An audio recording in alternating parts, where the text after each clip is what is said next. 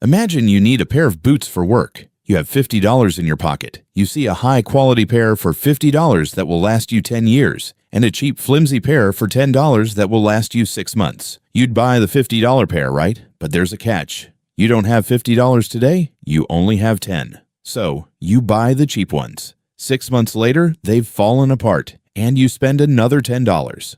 By the end of 10 years, you've spent $200 on boots, and your feet are still wet, while the person who could afford the $50 pair up front still has dry feet and an extra $150 in the bank. This isn't just a story about shoes, it's a fundamental glitch in our economic system known as the boots theory. It's a hidden tax on the poor that most people never see. It's the mechanical reality that the less money you have, the more everything costs.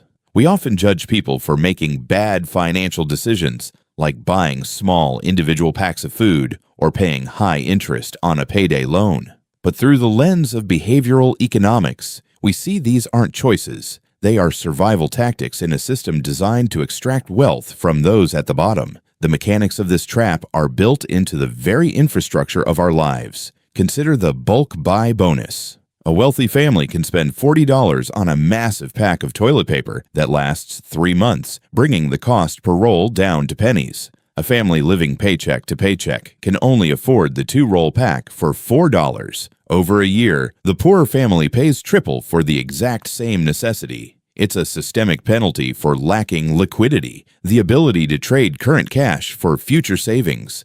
As we move up the levels of the trap, the costs become more aggressive. This is where we see the late fee loop. If you have $1,000 in the bank and a bill is due, you pay it. If you have $0, you miss the deadline. Now you don't just owe the bill, you owe the bill plus a $30 late fee. The system charges you more money specifically because you don't have money. This progresses into credit scores. A low score, often a byproduct of simply being broke, means higher interest rates on cars, homes, and insurance. You end up paying $50,000 more for the same house as your neighbor, simply because you started with less. But the most expensive part of being poor isn't the money, it's the cognitive tax. Behavioral scientists have found that the stress of poverty actually lowers a person's functional IQ by up to 13 points. When your brain is constantly calculating how to survive the next 48 hours, you lose the bandwidth to make long-term strategic decisions. You aren't bad at math. Your brain is simply running at maximum capacity just to keep the lights on.